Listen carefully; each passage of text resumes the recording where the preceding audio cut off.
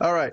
So the first topic we're going to do is Bryan Danielson and Jon Moxley. Okay. So Bryan Danielson's full-time, quote-unquote, full-time wrestling career has come to an end. All right. He's lost the world championship to Moxley. And you predicted this. You beat me on this one. Okay. I didn't think so. I was like, man, Moxley, come on. They got to keep this going. They got to at least get through the end of the year with Danielson. This is hot. This is going good. He's a big star. He's the champion. But okay. So I'm not going to go through the angle summary in detail or the match summary. I used to do that, but nowadays I just post a link to the historical footage, I call it, in a legal, low-quality version. If anybody really hasn't seen it or wants to see it, you can go down to the description in this video, and there will be a link to this match in full if you want it. Not great quality, but it's okay. You know, it's the best quality I can put up without it getting taken down. And if you're in some poor country where you don't have a lot of data on your phone service, this is perfect because these files are just like 40 megabytes, okay? And you could totally see the story, and it's good enough. But for our purposes, I'll just go through a few pictures, okay? I'm not going to go in detail, but I just want to cover some things, and then I'll give some time for you to give your review on this. So, Moxley, here he comes with Marina Shafir. So she was his valet today. Only Marina came out to start the match. Here's Bryan Danielson. And in the beginning, they fought over the music, over the final countdown kept playing, and they did that thing where they kept fighting. I'm not such a big fan of that. You know, I think it's a joke that ran its course. But anyways, nonetheless, let's see what else we got. We got some interference by Marina. So she did this a few times, but I'll show you later when she finally got thrown out by the referee. Biting, a lot of biting each other. They both bit each other, so pretty gruesome, violent match, you know. And here's where the referee threw out Marina because she tried to interfere again. I'm skipping way forward into this match. It was a long match. Yeah, it was a long... But I'll tell you the reason why I really don't want to go through the match in detail is because of the ending. I really didn't like the ending. But here's Marina's face as she got thrown out. We're watching pictures here. If you're on the audio podcast platform, go over to YouTube if you want to watch along with our slides. But this is the end when... this is the beginning of the end when Moxley has Danielson pretty much dead to rights, and Danielson spits in Moxley's face. And I think he gives him a pile driver, and then he chokes him out, and that's the end. Like that's basically the ending of these wrestling matches in these shows these days. When there's a guy who just will kick out of everything, what you have to do is just choke him out and make him unconscious. As we will discuss later on with Gunther and Sami Zayn. But I'm not a fan of this finish. And the crowd just completely was like deflated out. They were like, what? You gotta be kidding me. That's the end. And that's the end. So Jon Moxley is the man who has retired Bryan Danielson. And they got the championship belt. Claudio puts it in a duffel bag. And then they got the plastic bag out. So like last month, the pay-per-view from last month, they were going to suffocate him again, right? And Wheeler and Darby Allin came out to stop it because this is awful, right? Wheeler Yuta, who has been in the storyline critical of his former stablemates for turning the way they turned on Danielson, right? And Darby, I guess, who is also from Washington. So that was like a hometown thing that he came out to help Danielson. And then this is the part where Wheeler was behind Darby, and the crowd kind of sensed it. They kind of knew it because I heard one guy in the crowd going, Wheeler, no, don't do it. But yeah, it was set up perfectly for him to give the running knee kick to Darby Allin, and there you go. Wheeler Yuta has turned heel after all the... I mean, you guessed it too, but it just didn't make sense.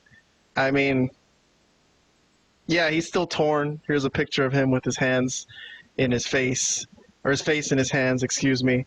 And he looks like he regrets it. But here's a Moxley again with the plastic bag, and I think he gives it to Yuta, and they're going to do it again. But this time Yuta's going to be the one to put the plastic bag on Danielson. So yeah, it's good to see that all the teachings that the Blackpool Complex... It's good to see that all the teachings that the BCC gave to Wheeler didn't go to waste, okay? So he finally came to his senses and got on board with this. So the BCC is still together, basically, under, I don't know, a different name. They're not called the BCC, but here's a picture of Danielson. This is his retirement match. He's supposed to be waving to the fans and saying goodbye. Instead, he's getting suffocated with a plastic bag as Darby Allin is being tied. I forgot to mention that they tied Darby Allin up to the ropes. And they were going to, like, break his neck again, or they got the steel chair on his neck. They were going to do something, but that was, like, too much. So people started rolling out, you know, from the locker room to stop this. A bunch of people. Jeff Jarrett, Daniel Garcia, Hook, Private Party, Mark Briscoe, a lot of people. I don't know, I might have not got everybody, but yeah. Yeah, well, eventually everybody came out. I know that. Yeah, well, not everybody, but mostly everybody. All the faces, I guess. So here we go. This is the last image we see of Bryan Danielson, laying face first and getting taken to the hospital on a gurney, and the whole locker room, all the baby faces are out there and just, you know, feeling terrible about this. Darby Allin is there looking depressed, and I think we finished the show with a sad picture of OrangeCassidy and Darby Allin. So there you go. I haven't gotten a review from this yet because it was too recent, although I'm waiting for your review submission. But for the moment, I guess you could give your Malapert Smark rating. Here's our rating system for those of you who know our show or who don't know our show. This is how we rate things, just whether we liked it or not. So what do you think, Vlad? You got a rating for this angle here today with Bryan Danielson's losing the title to Moxley and everything that happened afterwards? Yeah. I think I'm going to give it, as far as the rating goes, an OrangeCassidy thumbs up. Like, it wasn't like the worst thing ever. It definitely wasn't the best thing ever.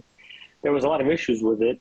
I mean, obviously, with the whole how they started the match, with them just fighting for the first 10 minutes on the outside, which has been beat to death and stupid.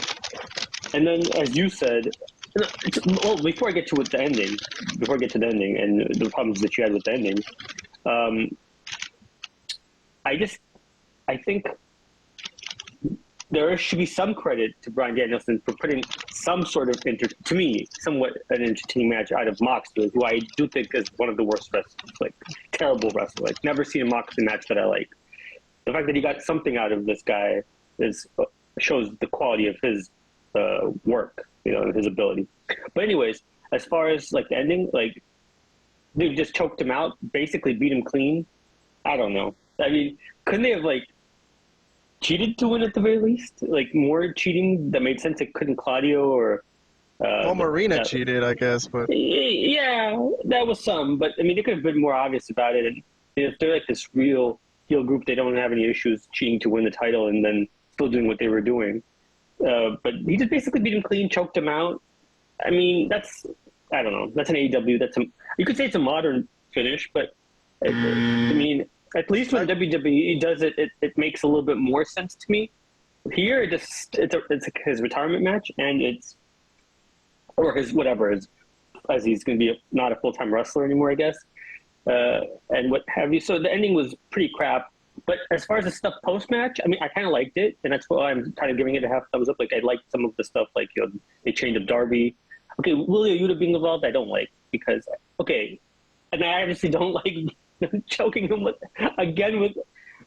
Okay, well, first, Willie Yuta's all crying and upset, right? He's upset at what he did, but he still doesn't have an issue trying to strangle him to death. That's no problem. He's mad that he did that. Like, he's torn, as you said. Yeah. But he's still willing to kill him if he needs to. Oh, I mean, are you kidding me? That's stupid, it's tough for me to give this a rating, but I'll give it a half just because the match was okay and they had there was some decent stuff in between. But yes, obviously the majority of it is AEW and it's obviously. So you didn't really like it. You kind of, I guess at most you kind of liked it. Okay. I kind of liked it at best. I think I didn't like it, man, and I think I'm gonna give it a thumbs down because I can see that. Upset with the booking, like of Danielson losing. So here's what I heard. I heard that he's really like on his last legs, based on like he can't work anymore. Okay, he's having trouble working, so he can't do these matches. And if he's gonna be the champion, he has to like. First of all, I don't know why he's doing all these Dynamite stupid tag team matches when he's the fucking world champion if he's really that fucking hurt. Another thing that really bothers me, does he really have to have like a fucking banger match every goddamn match he has? Like this is the end of his career. They're trying to string him out to make money and have like good programs for the end of his career, and can he just do like a regular match? Like, this match was pretty vicious. I skipped through a lot of it, but there's a lot of fucking they were fighting on the outside. They were choking, biting. Oh, the power driver on the table. Yeah, which actually looked like it might have actually fucked up his neck, but I don't know if it did. Probably not. Let's hope not, because he's already got a fucked up neck and whatnot. I don't know, bro. Yes, I'm with you. I'm with you all the way. Does he have to do? Why does he have to do this? And why did they book it this way? Well, why did they book him as the champion when they did, knowing that he's going to be? He only has like a handful of matches left. I mean, why did they do any of this? It's all great questions, but only one man can answer it, and we know who that one man is. He's well, we don't know what he's doing, but we can guess. I didn't mind them giving him the title. I thought that was fine, but I think they could have squeezed a little more juice out of this. And I don't like Moxley being the guy to do it. And I don't know. Everyone's saying he's got Shane McMahon coming. Like, Shane O'Mac is not great, honestly. Like, if you remember, people will. It would be a big story for AEW. It's a big story because he's a McMahon. But look, correct. Bottom line is, if you go back and watch the tapes of Stephanie and Shane and Vince, people would only fucking put up with Shane and Stephanie because Vince was so freaking entertaining. Nobody gave a damn about Shane. And you're going to see that when he comes here. He can't cut a promo, and he can't work in the ring. If he's going to throw himself off the top of a building, okay. But if that's what at his age, if that's what the payoff is, that Moxley's getting the title for the stable because Shane O'Mac's coming in, I don't know. I'm not really digging it, but okay, we got to move on, man. Unless you have anything else you really need to say. No, I mean, I'm with you all the way. I mean, I don't know. I mean, it's AEW. That's my thing. Like, I don't know what else you could expect. But let's move on. All right, well, I have to start with that because it was a big topic of the week, probably the biggest story of the week.